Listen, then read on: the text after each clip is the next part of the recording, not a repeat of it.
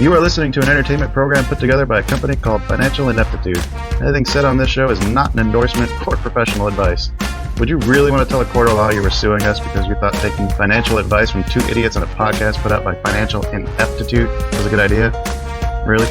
Clown hat, smiley face. Hello and welcome to the China Shop. I'm Shopkeeper Dan, and with me as always is Kyle, creator of FinancialIneptitude.com. How you doing today, Kyle? Really good. I had a great week. How about you? I had a mixed week, but not doing too bad. Got some overtime at work. That check felt pretty good. Put it right into my portfolio account. Oh, I'm not talking about work. I'm talking about stocks. Work always sucks. That's why we're doing this. Oh. I hate work. Right? Yeah. All right, folks, come on into the shop with us today. Sit back, relax, hedge against the machine. We want to welcome any new listeners just joining us. We're here to smash our way through the China Shop, sharing our ever-growing strategies for maximizing those gains, cutting those losses. We got a hair-raising, suspenseful, tingling show for you today. Lots of market-moving news, plenty of stocks on the radar, and more options than grandma at a yard sale. I've been that grandma. Reach out to us. We love your messages and comments on Twitter and Facebook. We're on TikTok now. Got a Discord with a link in the episode description. Or if you're old school, just send an email to twobulls@financialineptitude.com. Maybe you prefer a phone call. You can get us at 725-22-BULLS. Maybe you've got a hot stock tip. Maybe you want to tell us about a great trade you just made. Or maybe you've just had a birthday. It doesn't matter. We love it when you reach out. Kyle, do we have anybody that reached out to us? We did. Listener John reached out, and he wanted to comment on your intro there. And he says that you may not want to slag too hard on people who still use email, and then go on later in the show to plug our only sponsor by saying email is the best way to reach them while repeating our email several times, or her email several times. So thanks for the feedback, John. You make a great point. Great point, John. Maybe we'll edit that intro and take out the old school bit. And also, just for him, I think we should start including Sue's phone number in our plug. Okay, yeah, all right. All right, yeah, that's making good points. Right? John, I didn't mean to slag something by calling it old school. You know, I think that speaks maybe more to John's self-image or his idea of what old school is. But I don't think old school means bad. But, you know, email's 25 years old now, and I hate to say it. Oh, don't say that. It's just older than the other stuff going on out there. So what you're saying is that Sue needs to get a Snapchat. Yeah, Sue needs a Snapchat, for sure. For sure. Thanks, John. We'll pass the word to her. Yeah. We'll let her know that that the number one way people look for mortgages these days is through Snapchat. Oh, wow. Okay. All right, Kyle, you know what that leads us up to is some bet results. And I think you get to go first. Oh, why do I get to go first? Because I'm pretty sure you lost. It's true. It's true. I picked... At least the main bet. The main bet. Yes. I picked Bank of America, and sadly, I also had money on Bank of America options. They opened the week at $32.50. They closed the week at $31.55. It lost 6%. It could have been worse, but I really wanted it to be better. Obviously. I wanted to win. I did too, because I had money on it too. And I'll just touch on this real quick. I can't find the article anymore, but it's probably a little quick for the news section. What I've been reading is that some of Biden's cabinet picks are not necessarily great for the financial sector. So that's kind of why it seems like that industry's been dropping. So, oops. Yes. That was a bad one. Yes. Janet. Cue the music for oops. All right, here we go. Because I did it again. Oops, you did it again. You made the wrong call. You're watching it fall. Oh, not again. You thought that you were so great, and you couldn't wait. You're not that good at this. Wish I read that before last Friday, before we made the bet with Nick McCollum, too. Yes. And also put a bunch of money into it. Yeah. Like you did. Yeah. So what was that? What's your total end up at then? I lost 6%, but My total did go up because I did win the side bet, a $25 side bet. Goddamn side bet. Twitter did go up all week. They did not sync on news that they banned Trump, and so that added 25. So the Bank of America losses had me down at 536.19. But with that sweet side bet, I'm now up to 561.19. Bet you're wishing you kept it at 50. I really am. I don't think I would have taken it at 50, though.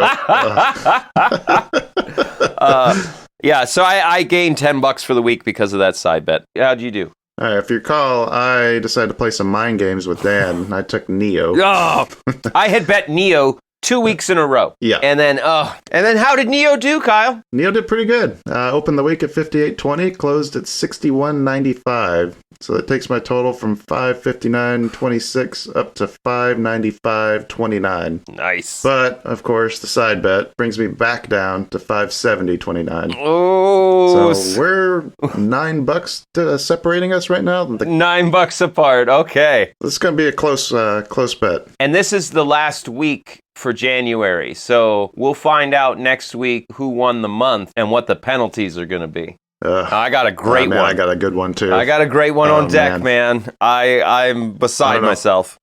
I don't know if I can wait another month to use this one, so I got to do good. Yeah. We've also got our random stock. Yes. How did that do? That was INE, INN-E. Opened the week at 22.75 and closed at 23.22. Ooh. So that takes the randoms total from 511.66 to 522.23. I'm proud to say that we're both beating the random even without the side bet results. 2 bulls in a china shop, better than random. Yes. Though I will hang my head in shame. The random beat me for the week. And that makes me sad. Just take the compliment, Dan. All right, yes! Doing better than random for the month. Woo! We've got one other bet result to cover, too, and that was our friendly bet with Passive. Yes. We both decided to take Bank of America at my prompting. I had final say on that, and I decided not to go with Space, Virgin Galactic. To be fair to you, I was pushing the MJ ETF, which is down for the week, so I didn't have any good picks last week. Oh, that makes me feel a lot better. That should make you feel better. All right. So Bank of America ended Friday at 33.01. Last Friday at 33.01. Closed this Friday at 31.55 for a drop. Visa 201.59 last Friday. Closed at 202.02. So slight gain, but enough for Nick to take the bet. And we will be figuring out a way to promote his product. Yes. For free for a month. Yes. Passive.com. I'll just plug it right now. Because it is an awesome service for what it does. It links up to your brokerage account and it keeps you in balance. You tell it how much allocation and what percentages you want. Like, I want 25% to go in the S&P and I want 25% to go into this solar ETF. It'll keep everything balanced. You have to tell it to go ahead and make the trades, but it'll do all the trades for you to keep your portfolio, your long-term portfolio that you're trying to accumulate. It'll keep it all balanced. And the idea being, with a long-term portfolio, you spread your money around for safety and long-term gains. Diversification, right. And it handles it all automatically. It makes it so easy for you. And the more I've looked into it, the more I've really, really starting to enjoy it as a product. Yeah, I set my account up to need to reach out to Nick to get our upgrade code so we can try some of the premium features. Yeah. I think what I want to try to do is take our pick'em list and turn it into our own personal ETF, and we can report on that, see how that goes next month. I am excited to do that. I'm very excited to do that. Yeah. And I'll talk more about it in stocks in a bit, but I've started doing something similar manually, and I would love Passive to just take it over. I know, right? All right. Well, Kyle, I think that brings us up to the news. Well, it's all for the money. Tune to the show.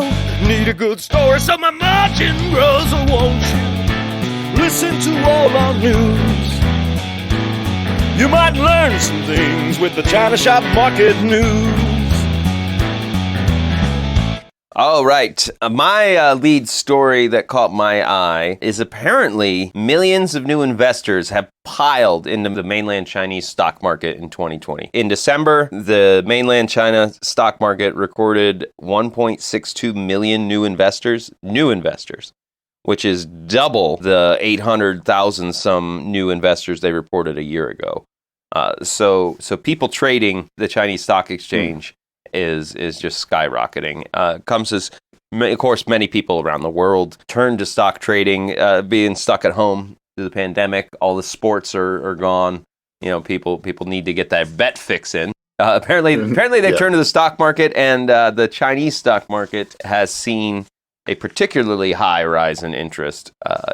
And it's not hard to see why. You look at the Chinese indexes. The Shenzhen index last year climbed 38.7%. The CSI 300 tracks like 300 of China's biggest companies, like the S&P 500 does for us. It was up 27.2%, and that's compared to 16.26 for the S&P 500. So the Chinese stock market is up more than 10% compared to our average over here. Does that report differentiate or specify, like, is it Chinese new investors? Is it American? Does it say like where those investors are coming from? It doesn't explicitly state it, but it implies that they're coming from all over the world. The Chinese economy being hot has attracted investors from everywhere. I did see something on Twitter, I think, so that like the projections for when China's going to surpass the U.S. in terms of GDP is like rapidly approaching, like within the next 5 years. Mainland China and Hong Kong accounted for 40% of the world's IPOs last year. Wow, really? Yes. Huh. So it's shocking. Chinese economy is hot. I'll tell you what wasn't on that list. Ant. God damn it. No, it wasn't. But this is a good opportunity to bring up. I believe there is some Baba Ant related news, Kyle. Yeah, Jack Ma has finally been seen in public. Finally, yes, he was. Let's see. There's a video that he put out. He was speaking to teachers in rural China as part of a philanthropic event. It seemed like he was touting the company line there about how they need to start putting more money into, education and trying to bring the rural areas of China up to speed with like the rest of the successful portions. Mm-hmm. So, I made this comment on Twitter. I don't know that many people got the reference, but I'll throw it out here again just for the hell of it because I liked it. I think Jack Ma disappeared. Now he's come back and he sounds like John Candy from Volunteers. I hope you all get the joke. If not, you need to go see that movie, John Volunteers. Not one of Tom Hanks's best, but still. In that film, John Candy gets brainwashed. Yeah, he gets abducted by the Chinese party or Communist Party. Yeah, and comes back. Oh God, I need to watch that again. All right. What else you got, Dan? The other big story I wanted to touch on today. Apparently, Samsung is considering spending over $10 billion to build a new chip making plant in Austin, Texas. And the scuttlebutt, the word on the street, is they'll be making processors as advanced as 3 nanometers in size. I'm pretty sure 5 nanometers is in development right now. Like, is that just laying out the groundwork to get ready for 3 nanometer, or they actually have a process ready to produce? Yes. There's no word on if they have the actual process down, but the plan is that they'll start building the plant this year and start operating it in 2023. Does it say what the chips are for? Are they for like mobile phone usage or for desktops, servers, like that kind of stuff? I'm going to guess it's mobile because I believe mobile has been actually running slightly smaller than the desktop chips are. I think the mobile process might be at 5 nanometer right now. Yeah, everybody's rushing for 5 right now. So these will be 3 nanometer processor chips for smartphones and computers. Oh, okay. Wow. Samsung's already making chips for Qualcomm and NVIDIA. Mm-hmm. They are reportedly also in talks with Intel. Yep. They could start making graphics chips for Intel this year. Yeah, Intel, with the new CEO they got on board, has been making a dedicated push to try to outsource a lot of their production to make up for the delays that they've had with their 7 nanometer process. So that's why you've seen jumps in, like I think we talked about last week, TSM being the beneficiary of all this, because I think they got a lot of those contracts and are possibly even opening up another plant right now too, in order to take on the extra capacity that Intel would provide them. Yeah, that would be good. There is so much competition right now in the semiconductor industry, which continues overall to be a hot sector. They got their bad days, but they got more good days than bad. Well, you talked about previously a chip shortage. I actually saw something come up about Ford shutting down one of their plants in Germany for a month because they can't get chips for their process there. For their computers in the Ford motor vehicles, in their cars. Right. Yeah. Whoa. Shutting down an entire plant for a month. Because they don't have computer chips. Yeah, wow. We'd like to build this automobile, but we can't put the computer in, so sorry. Yeah, can you get it without? Yeah, right. Yeah, without the computer. Oh, yeah. See, semiconductors, these computer chips, we're putting them in everything now. That would have been unheard of in the 80s. Like, oh, we can't build a car because we don't have computer chips to put in it. Makes it fun trying to troubleshoot them now. Oh, to sum up the Samsung thing, the only blight on their radar for that is the Samsung heir and de facto leader, a guy named J.Y. Lee, was recently ordered back to prison for 2 to 6 for 2 years on bribery charges. That's never good. That's never good. So yes, they're investing billions in a new chip plant in Texas. You might want to pick a state without the death penalty. Oh God, yeah. Well, it's Korea, so they don't put them to death there for bribery. Just 2.5 years. That's not too bad. I guess that's what you get for going to college, right? Or bribing your way into college. Yeah, right. Via Lori Loughlin buying your way in. All right, so that's my news for the week. Kyle, what do you got? The last story I got to talk about is Bitcoin. Mm. Bitcoin's been falling pretty much all week. Yeah. It seems like the report that I could see that seems to be the catalyst for all this is that... I just looked up Bitcoin, and it was at 32,000 and some right before we recorded this podcast. All right, headline here. Bitcoin falls 11% after reports suggest a critical flaw in the cryptocurrency called double spend may have occurred. Ooh, what? Yeah. That says may, though. I mean, reading through the rest of the news, it doesn't look like it's actually been confirmed. It looks like it's all rumor. So this might be a candidate for a bounce back. I guess it depends on how much meat the story actually has. But basically, double spends if someone's able to, use the same Bitcoin twice. And that's never good for really any currency, I guess, to be able to have people spend it multiple times. When I was 19 years old and I had a debit card for the first time. When I needed some cash, I would go to an ATM and pull it out. And then I would drive to another ATM right next door and pull it out again. And I found that when you're withdrawing the same money twice, it actually has a really bad result in your account over the long term. I was in the Navy. One of the guys that used to go to the casino with, he would, if he had no money, he would pretend to deposit a check in the ATM thing there, and they'd be like, "I'm good for 3 days," until they find out. Holy! I know he did it at least twice. Would he actually make like a fake check, like draw it with a pencil? He just wouldn't actually draw or put anything in. This is back when you deposit your paper check and sign it over, and then you just punch in the amount that the check was for, and they just credit your account for it. Right. But did he have an actual paper that he slid into the machine? Nope. No, he just didn't put anything in there. Wow. Right. Okay. So the bank got really mad at him when he did that. I bet. Okay, so if in fact people are finding a way to double spend their Bitcoin, which I see as completely believable from my own experience and this wonderful story about your Navy days, that's huge. That's not good. But it's also a big if. In an email to insiders said, in fact, what happened is the two blocks were mined simultaneously. As a consequence, there was a chain reorganization, which did not result in double spending. So apparently, the double spend never happened, but Bitcoin still fell 11%. So there probably is a good opportunity here for trying to ride a rebound on this. Yes, and if you recall, I think it was last week, I've been waiting for Bitcoin to drop. And I think this is it. Because of all the institutional money that's moved in, I don't believe it's going to keep dropping. I think this is it. This is the opportunity. Now's a great time to buy.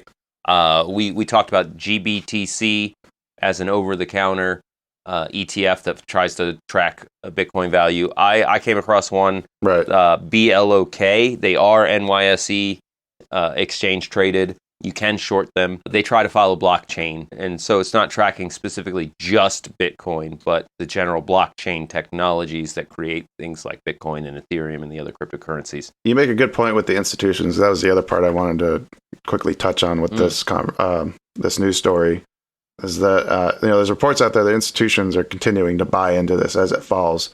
So the days of Bitcoin dropping 80% like over the course of a very short period of time are probably behind us now. Yes. The institutional spending, if they're going to be buying in as things are dropping like that, it's going to act as kind of a parachute to slow down that fall.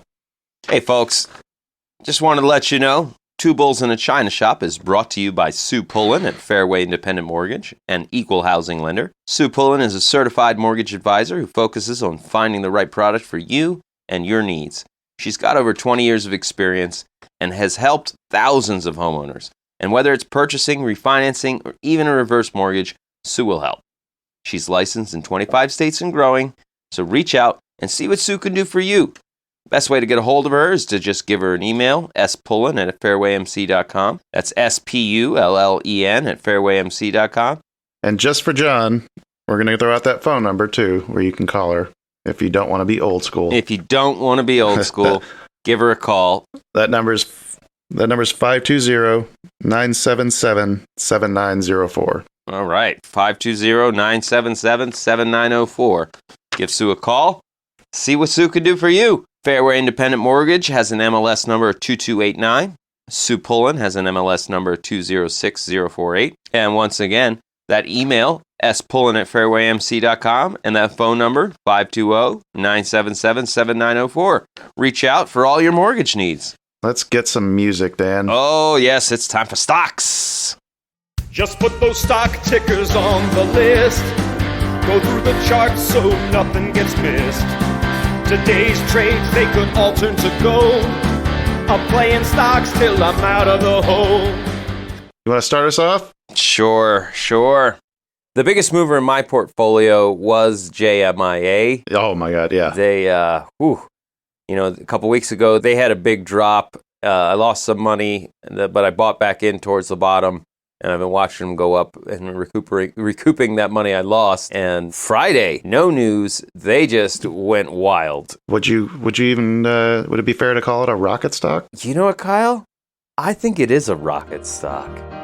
And I think it's going up a long, long time. Till close bell rings, it's sound again to find.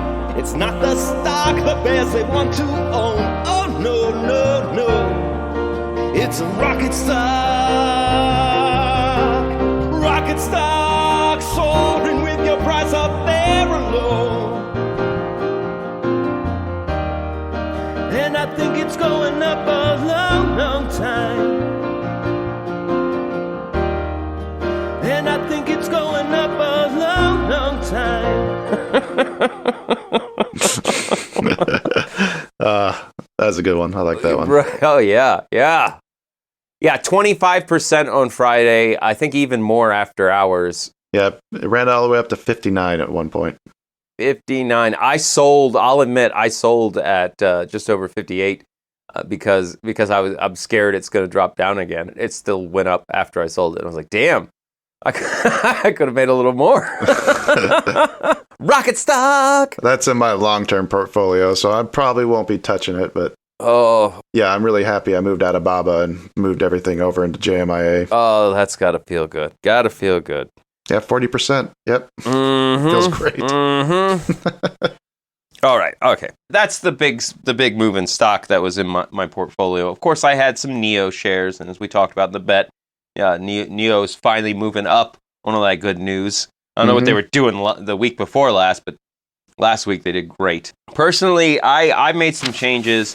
I had been trying to play as I call it, play the game, where I'm buying and selling something every day or every other day, and I got focused on my options. So I didn't want to be paying so much attention to my stock shares at the beginning of the week. I spread wide. I did diversified, the safe thing, the boring thing. It's not sexy. It's not fun. But I took a whole bunch of picks from our pick'em list and I took a few from my own lists that I follow, and I was just buying a few shares here and there on each of them. And honestly, by the end of the week, I was up 10%, and that felt pretty good. I mean, I've got IIVI, I got OCUL, JWN, Farfetch, LTD, FTCH, Neo, Jumia. Jumia's not actually on our pick 'em list. No, we missed it. It fell off a week before this rally. So that's my personal trades. There was a couple things that I'm in Virgin Galactic. I did buy some SPCE, and they jumped this week too. They had some simulation test flight stuff happen. Okay. I believe the Virgin explanation was our mothership VMS Eve will be conducting a flight from Spaceport America today and another tomorrow. This was yesterday. To simulate Spaceship Two Unity's glide and approach to land phase, which I think means they're going to be using their atmospheric ship airplane to test how space capable their VSS Unity craft would land itself after being in space. Now, didn't they just do that when they had the aborted launch?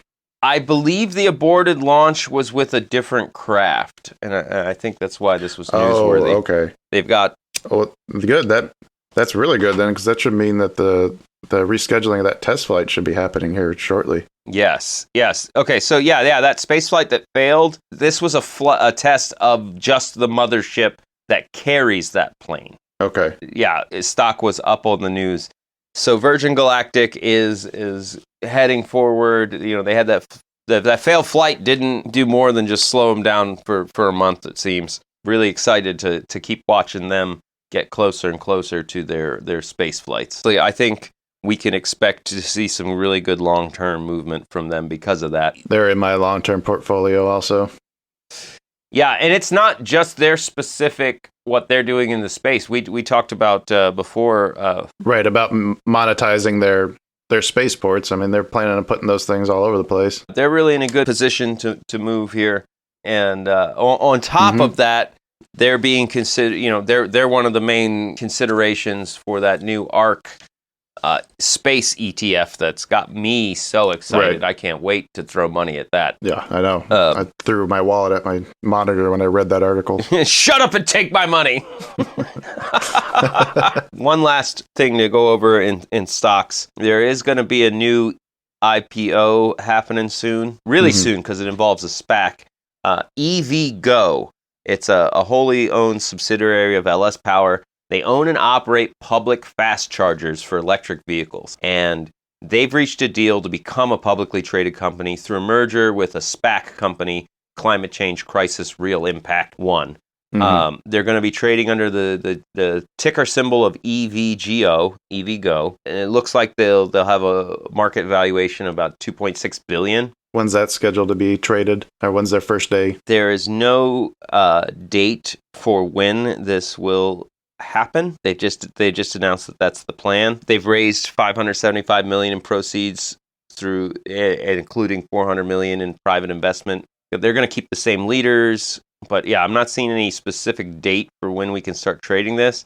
But this company is looking to fight to be that corner gas station for electric vehicles. Which that's kind of what Plug is doing right now, isn't it? Yeah. A lot of companies are pushing to, because electric vehicles are the future. You know, GM's going all electric. All of Japan's going all electric. So yeah, what we're seeing now is a fight to try and get that market share early as it's growing. The infrastructure needs to go up, and yeah, there's probably a lot of money to be made there. Oh yeah, because that's what your convenience store is going to turn into in 10 years. Is the gas pumps are going to be charging stations, and as the technology grows, you know, those charges get faster and faster.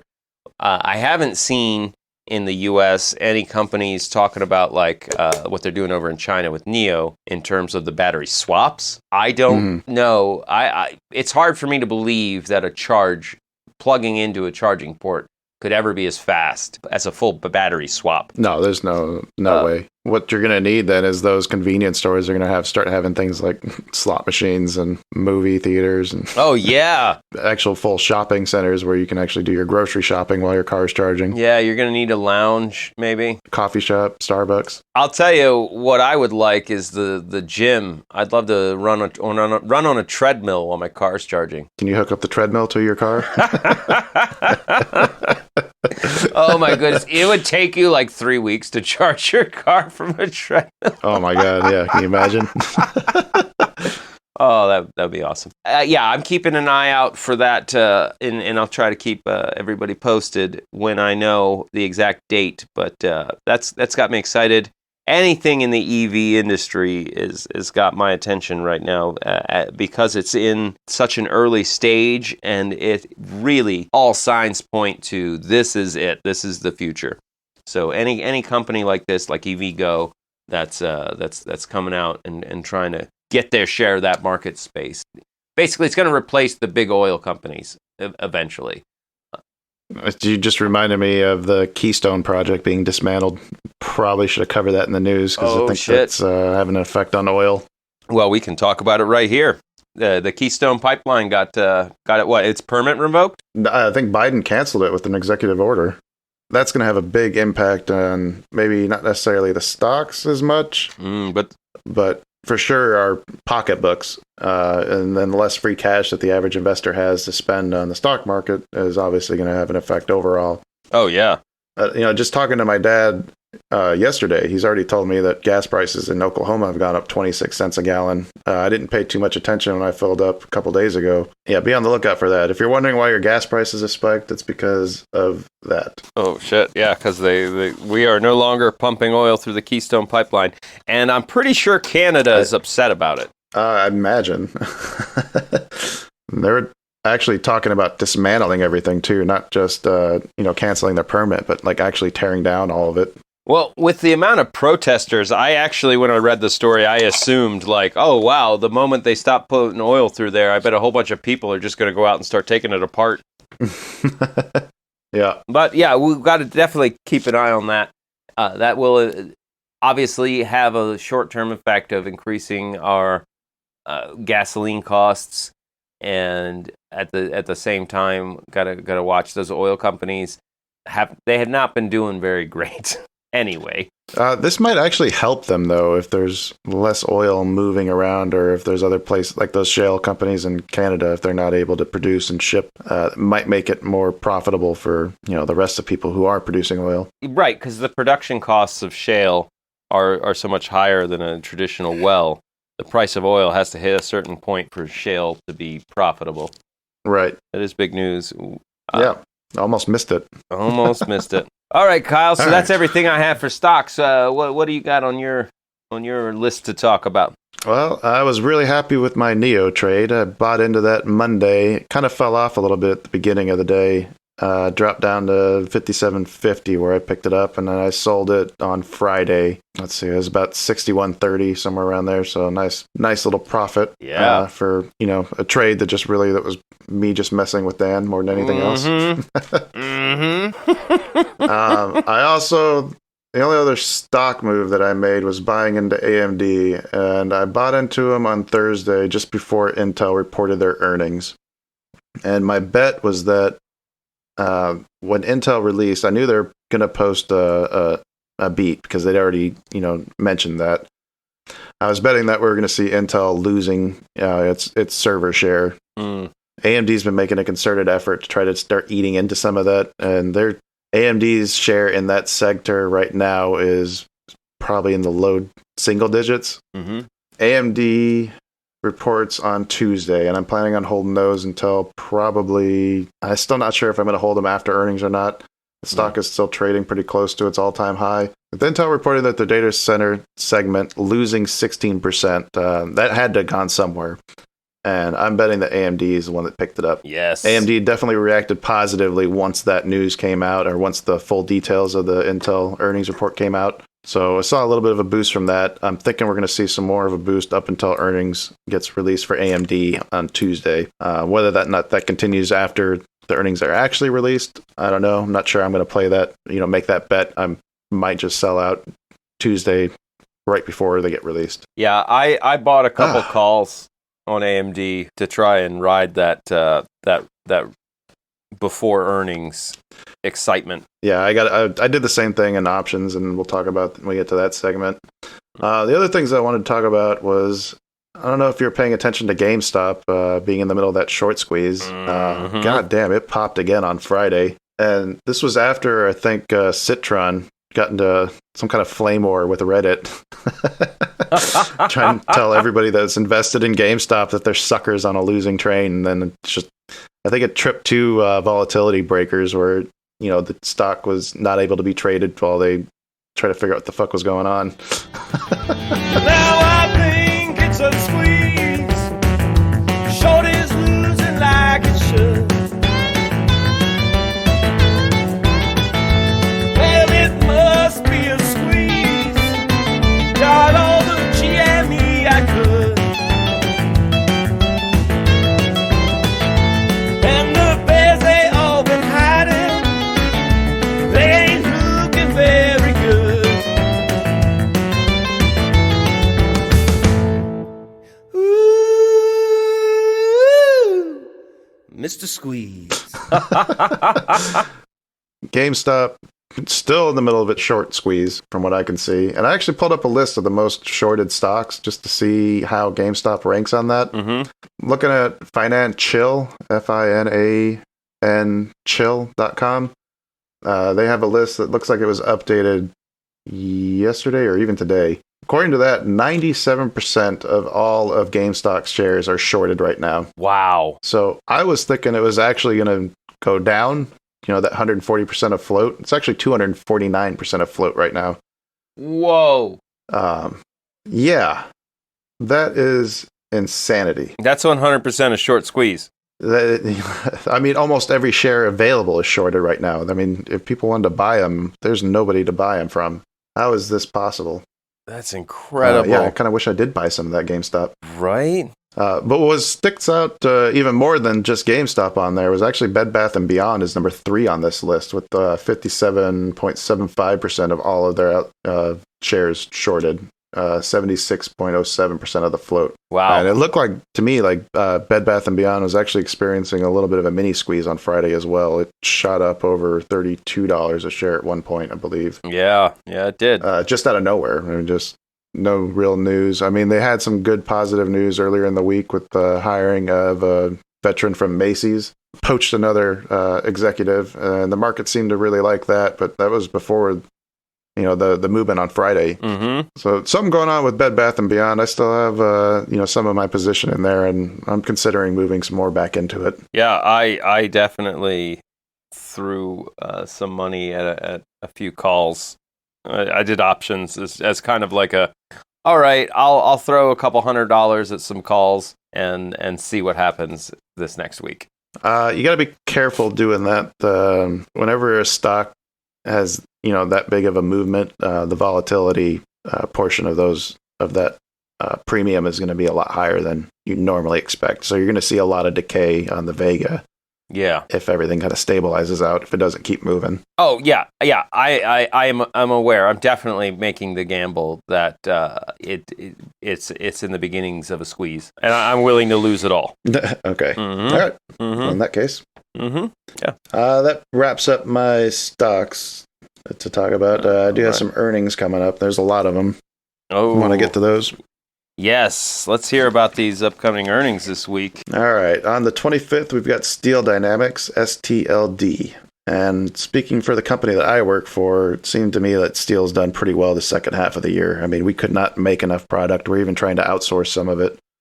So I think Steel as a whole has actually done pretty well the last half of this year. On the 26th, we have Microsoft, Johnson & Johnson, Raytheon, AMD, as we mentioned earlier. Woo! Also, Xilinx is reporting too. So, oh wow, I guess they haven't quite incorporated them, or I don't know if that's curious to see them on there because, we know that AMD acquired them. I guess it hasn't been finalized yet. Be interesting to see if Xilinx is able to actually move the price too, if they post some strong earnings. Oh, yeah, I hadn't thought of that. On the 27th, we have Apple, Tesla, and Boeing. On the 28th, we've got Visa, Altrera, and Pulte Home Management, VMO and PHM. Home sales are way up. Yes. Pulte Homes is more of a new construction, so I'm not sure if I don't know if it's existing homes that are getting sold or if it's new constructions, but I want to keep an eye on them and see what they end up reporting. Yeah, I bet they report good earnings. I bet they have a beat. And then if you remember, we talked about last week, LLY is one of the options alerts that popped up on our radar. Eli Lilly. They are reporting on the 29th. Along with SAP, one of our pick-em stocks. That's a Friday, right? Yeah, and SAP has been beat up the last month or two. Good earnings from SAP could really send that stock going. Yeah, and if you recall that I read an article about how stocks that underperform before earnings have they are more primed. Right. There's a 4% edge on them popping after earnings. So yeah, they could be really poised to move. I hope so, because I still have shares I'm hoping to recoup some value in. All right, so that's our earnings for this upcoming week. I think we're ready to move on to some options. You got to know when to hold 'em, know when to sold 'em, know when to walk away. Those calls are done, you never count your money. When you're holding on to contracts, there'll be time enough for counting when the options exercise. Woohoo! Jinx!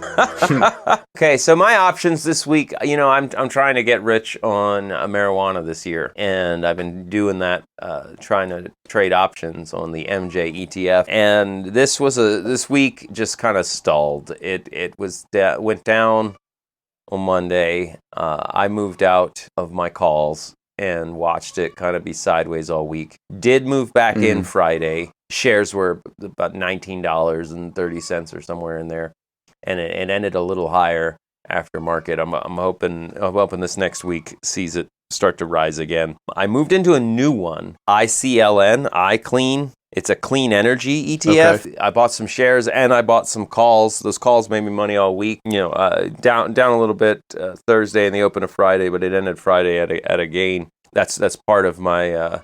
I've added that ETF to my get rich in 2021 because clean energy is moving so good under the Biden administration. And so ICLN got on my radar, and I've already started making good money on it. Nice. And then we've been talking a bit. I've got a new strategy for options, and that is specifically earnings. I've been noticing a lot of companies have a lot of anticipation rise up to their earnings, and then even sometimes their earnings will do a beat, but what they say in the call doesn't impress investors, and then the price goes down. So I'm trying to find earnings a couple weeks out that are confirmed and try and ride that anticipation. And the one that's been really working for me is AstraZeneca, the pharmaceutical company that partnered with Oxford to make one of the vaccines. Their earnings are, I want to say February 10th or 12th. They're like the second week of February, and I bought some calls on them on Wednesday, and they've been slowly rising up. So I'm really excited. It's really seems like it's starting to work. Love it when a good plan is actually coming to fruition. So I got an eye on them, hoping to see some huge returns. I've already made 30%. Oh, that's not bad. Yeah. So they're moving pretty good, and I'm hoping this next week they just keep rising that anticipation. And to be perfectly honest, I'm going to sell most of these calls before their earnings, even though they expire on the 19th. They expire after earnings, and I've got room. The idea for my strategy is to try and sell most of the calls for a profit and then have a couple left over to see what happens with earnings, so I don't miss out if it does have a good earnings beat. So AstraZeneca, looking at that. And then just because I waited till after Intel released and saw what they did, and you were telling me about their loss of that market share to, it looks like AMD. We don't know yet. We'll find out on Tuesday. So I bought a couple calls in AMD on Friday. Hope to see some big earnings movement on them. As I mentioned, I also bought some AMD calls, but I bought them right before the Intel earnings. No, actually, I bought those even earlier than that. I think I bought those earlier in the week. I was looking around. I talked about the Logitech and then my convoluted plan and the bet last week that I wanted to do. That I couldn't do. Yeah, but it would have worked. Oh, it would have worked great. I mean, it would have been awesome. Stupid holiday. I was looking around at the Logitech calls because it did fall after the first day of trading after they reported their earnings. It felt pretty good. And I was seeing a large volume on the, I think it was the $100, like that week expiration calls. So I bought a bunch of those. Actually, the February 19th. They're February 19th, I think $100. So they're already in the money right now. Nice. I bought a bunch of them at $275, and then I sold a batch. I sold half of them off at $6 a contract. Oh, wow. Another 25% at $7.25 a contract. Wow. And then the last little bit I was going to hold through next week just to see, because I have a feeling it's going to set a new all-time high here really quick. Oh, and I wish I'd followed suit because you told me about it. And I didn't have money to buy the options, so I just bought some shares. And I saw in one day, I bought some shares Thursday, and then Friday, I think I saw like 5%. I was like, hey, yeah, that's pretty good. Pretty good. Same thing with AMD. I mean, I saw a large volume on their contracts. This is leading up to the Intel earnings, and I figured everybody else was betting on the same thing that I was thinking. So I bought a bunch of those at 88 cents a contract. I sold off a third at 130, another third at 150, and then the rest of them I sold off at about 205 average. These were AMD? Yeah, and I wanted to hold those a little longer. Those would have expired next week. They were $90 calls, I believe. I was wanting to hold them through the earnings, and I decided not to. I ended up selling them off even before the Intel earnings came out. And that was because I'd seen too many times where, like, especially with like those Neo calls where I was like up big and I didn't take the gains. Yep. Well, I'm over double on my money. I might as well just take it now. Yeah. And be happy with that. Yeah. That's why I ended up buying some shares. I bought some shares at that point just before the Intel reported their earnings, so I'd have some skin in the game, but something that's easier to get rid of in case it goes sideways. Right. And if it goes sideways, the value isn't going to drop so dramatically. Right. The only other big thing in options is the big loss I had on BAC, Bank of America. I kept holding it, hoping to see it turn around. It kept getting worse and worse. I finally sold them at 20 cents a coupon, purchased them at like $1.04 average. So that was a big loss, but the winnings of the other two bets more than made up for it. I forgot to mention, I'm trying to block it out of my brain apparently, I took a huge loss on my Bank of America option. Yeah. And part of it, all of it, was I woke up early Monday morning and all bleary-eyed. My worst trades are when I'm sleepy in Monday morning. And I tried to put a stop loss in Robinhood on my options, and I put the trigger at 50 cents because I'd bought them at like $1.10. I bought them around $1, and then I put it at 50 cents. And then I said, that's my trigger price. And I said, don't go lower than 25 cents. And when it triggered, when the bell opened, it just sold them all for 25 cents. Bastard. And yeah, right. Yeah. So like I put in the stop limits, and then, because it was like 6 a.m. Arizona time, and I was like, okay, I'm going back to bed. So I woke up and saw that. And to add salt to the wound, the price had rebounded, and I could have. I know, and that's why I held it. I could have sold mine at cost, or like maybe a few cents below. Yeah, and that's why I'm kicking myself. Well, anyway, did you have any other option calls? Yeah, I sold off half of my Virgin Galactic. I bought those at $5.50. I sold off half at $8. I figured might as well take some gains in that one too. Mm-hmm. The last thing I wanted to talk about as far as options and looking into next week, we talked about NNDM when we saw a big option alert on them last week. Yes. And both of us, I think, forgot to even look at it again when the bell opened, was that Tuesday last week? Yeah. Damn it. We should have, because it went up all week. It closed just under $15. God damn it. But looking at the trading volume from Friday when I was doing the research for the show, the February 19 $15 calls have 30,000 contracts were traded on Friday versus 16,000 open interest. Whoa. So people are still liking it, and I think I'm going to buy into it next week. There's still time. I'm going to actually set an alert so that way do it this time. Oh, gotta actually move to make that money. Yep. Damn it. So that one's definitely on my radar. NMND. NNDM. NNDM. I was way off. Yeah. Samsonite. I think you were last time, too. I was. I think that's exactly what you said. Should we close out with some alerts? Yes, let's hear the latest alerts. All right, there's a lot of big money alerts that came out last week. Marvel, $219 $45 calls at $8.59 a contract, $1.4 million. Boeing, May 21, $230 calls at $12.40 a contract, $1.2 million. Multiple Ford, $219 $11 calls. There's 3 of them that total about $1.7 million altogether. Ford Motors? Yeah. These were placed after after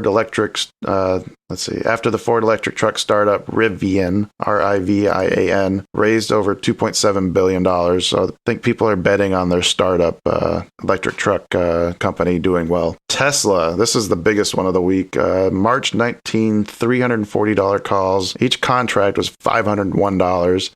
$60.1 million in the trade. Whoa. Each contract would cost you $50,000. So we won't be following that one. $50,000. So it will cost you 1 Tesla. For a contract, yeah. That's huge. Also, $319, $415 calls of Roku at $54.60, $2.1 million. And Disney, January 21st of 22, $140 calls at $42 a contract, $2.1 million also. That's crazy to me because I've tried to paper trade some options with long-term stuff from back in November, and I haven't found any of them to pay off with that much time to expire. No, the best I've had is like maybe 3 months and then getting rid of it with 1 month left. Anything more than that, just the premiums are so high. And the price movement doesn't affect it as much either because, you're so far away from expiration. Wow. What was the cost per coupon on those Disney? Do you know? $42.60. $42.60. Wow. I think it's time for a showdown. I guess that's not a showdown. Well, yeah, only if you're going to shoot me. It's a meeting of the minds to discuss how terrible and how good we did. Well, my good was my ICLN calls. My ICLN calls, they made me money through the whole week. They started to go down. I sold them. Then the price dropped. And then the next day, the price started to go up. The only thing I regret was not buying back in. But I just started watching this stock, so I wasn't confident that they'd found the bottom. But regardless, for the week, I made some darn good money buying ICLN calls.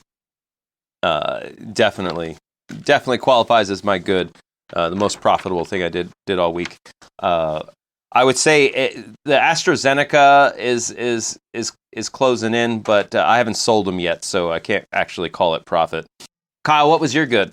Definitely my Logitech moves. I felt really good about my strategy that I put together, and then just seeing the large volume on the contracts that I was looking at, and then following suit with that. Felt really good to make a move and then actually see the justifications for it and have it all come out to be true. I have to say I was super impressed.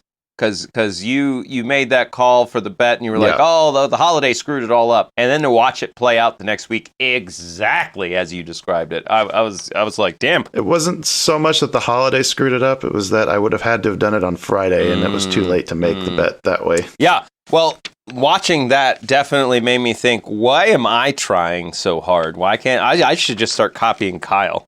Everything he says. This wouldn't be a very good show then. All right, what was your bad, Dan? Oh, my Bank of America stop-loss debacle with Robinhood. All I had to do was not go back to sleep and manually trade with my brain and not set the robot stop-loss. I mean, I know we always plug in the stop-loss as a way to protect your money.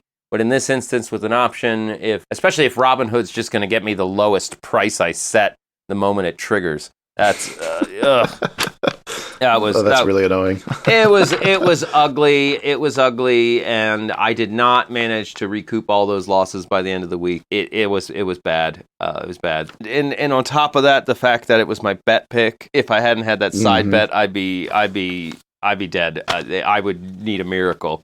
As it is now, I just need a solid pick. Yeah. Speaking of the side bet, that's my bad for the week. Betting against the people's hate of Trump. Oh, it's just, it didn't change anything about Twitter and what they're doing. I really couldn't see that being a sustained loss for them. Yeah, I will bow to you. You were right. Oh, yeah. I was wrong. Hey, wow. That doesn't happen every day. Yeah, mark it down. You can play that audio. Yeah, that's going to be my new ringtone. What was your ugly? My ugly was... it was an options trade. You don't say. Yeah, I don't say. Options. You lost some money on options, you say. Even though the amount of actual money that I lost in my account was Bank of America, I consider this lost money. I was looking for the earnings in February. I found an unconfirmed one for Ideanomics, IDEX. Mm-hmm. Turned out to be way off, but because I saw them on this site, I started looking at their options, and I saw huge open interest and volume in their calls, but not their puts. So they were around, when I moved in, they were around like $3.20, $3.15 a share, and they started to go down, and I bought a few more, and they started to go down, and I bought a few more, and they went down a little more, and I thought, okay, they're not going to go up. So I sold out at like a loss for 10%, and Friday, they were up 10%. They moved up to $3.50 a share.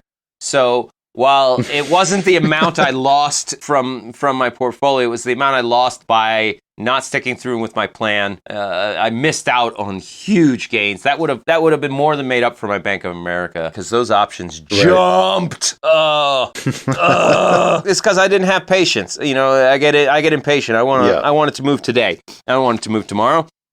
And I should have known better, because when I made all that money on the MJ calls, it was because I did have the patience, and I did trust that what I was doing was what I believed would be happening in the future. You know, I knew the industry better. I believed in the industry more. Ideanomics is EV. I believe in that industry, and I didn't sink in like I did with MJ, and I should have. So it was ugly. It was ugly.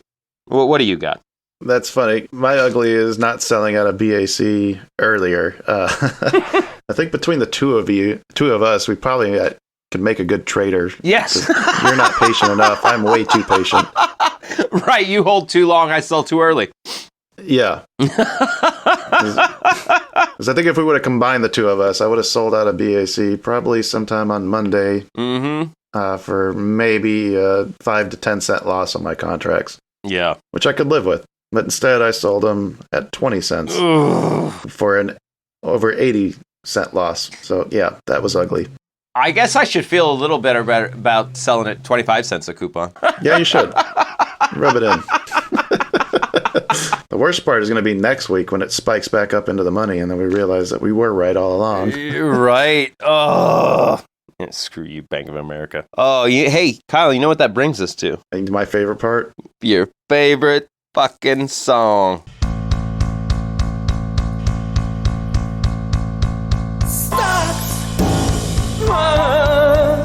They're the center of a universe. That's for every one of us. Consequence for one of us.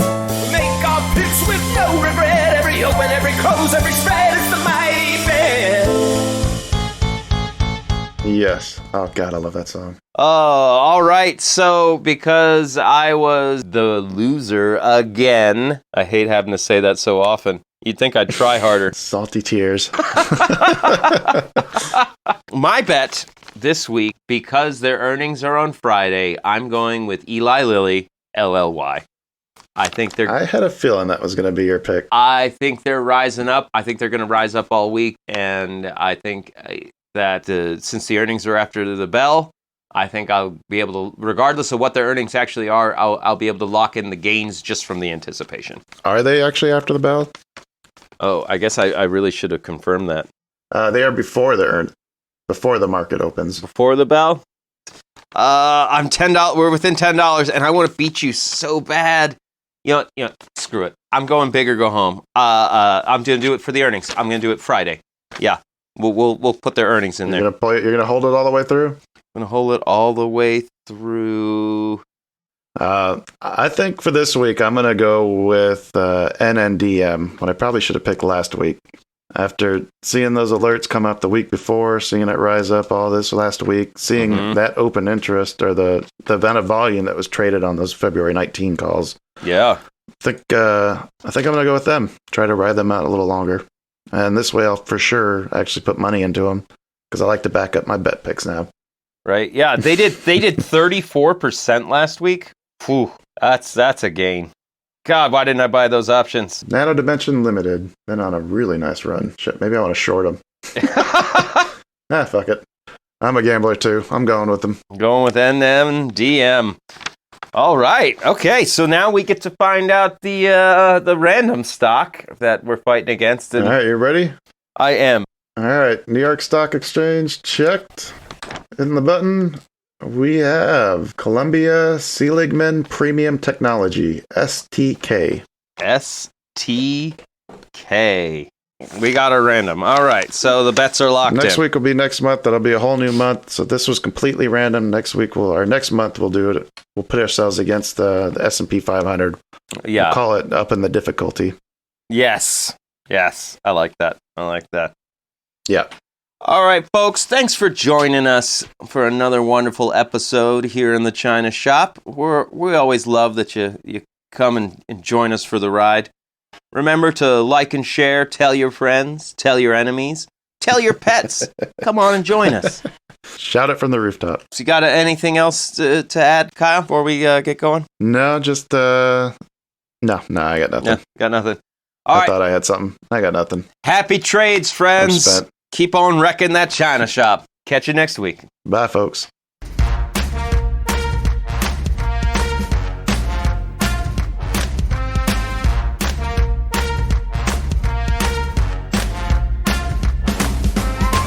Two Bulls in a China Shop is an entertainment program, and all thoughts and opinions expressed in the show belong to the hosts and not of any company. They are not intended to provide specific advice or recommendations for any individual or on any specific security or investment product. It is only intended to provide entertainment about stocks in the financial industry of trading. If you make trades based on what you hear in this show, you assume all risks for those trades.